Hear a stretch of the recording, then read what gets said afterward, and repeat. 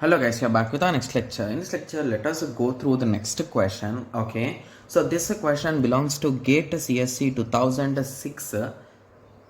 Okay, so the given question is consider the following snapshot of a system running n processes. So the total number of processes are n and process I is holding xi instances of a resource R. Okay, so xi is holding process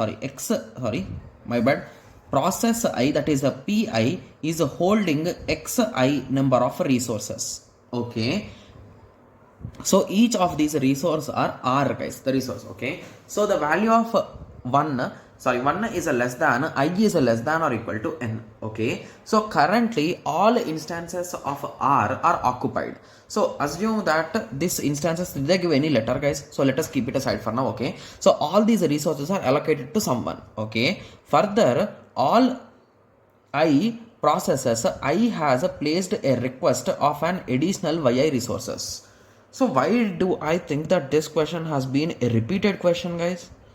Just give me a second, I'll be cross-checking it.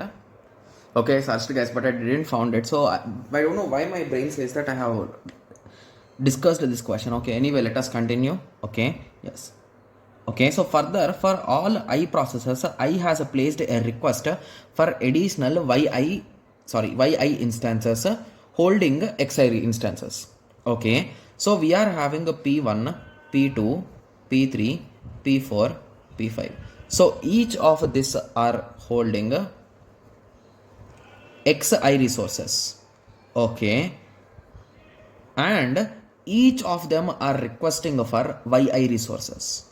Okay, so now I hope everyone is getting some idea, right? Yes. So here this will continue up to pn, guys. Okay, yes. Okay, and they are saying there are exactly two processes p and q such that their requests are 0. Okay, so for easy understanding, let us convert this 2 to p. Okay, and this guy to q. Okay, so once I have converted them and they clearly told that yp and yq values are 0. Okay, so I think I can strike this off now, right? Yes, so I have striked them off.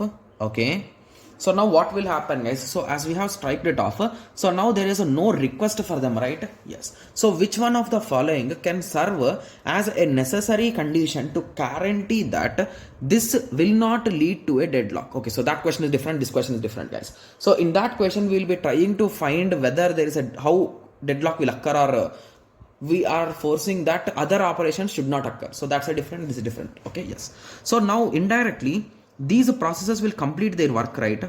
Yes. So at the end of this particular thing, xp plus xq number of resource R type are available now, right?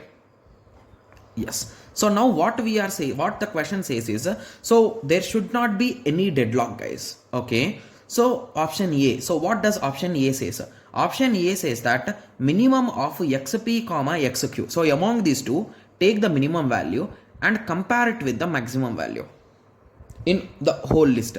This is absolutely wrong, right?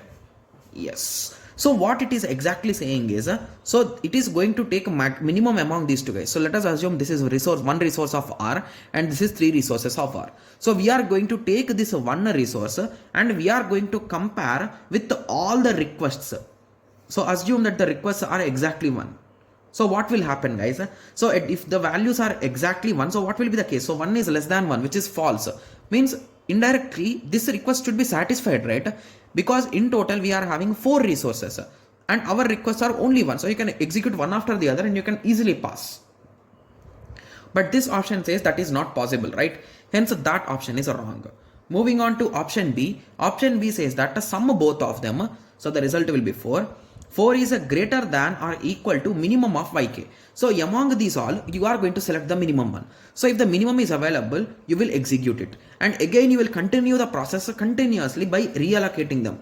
So basically, all of them will be done. So this option seems to be a good option for me, right? Yes. Moving on to option B. Option B says that maximum of xp comma xq should be greater than 1. What does it do, guys?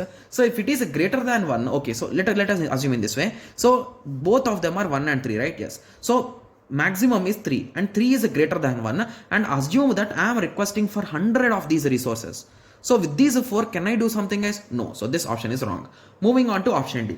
So option D also, let us take the same example. So the minimum is 1. So if I am having one resource and here all requests are 100, so can I solve it? No. So this option is also wrong. So the most probable correct answer will be B, guys, right? Yes. It's a quite interesting question, right? Yes. Okay. So I hope everyone got a clear idea with respect to this. So in the next lecture, let us continue with the next question. Thank you. Thanks for watching. Like, share and subscribe for more awesome videos like this. Thank you.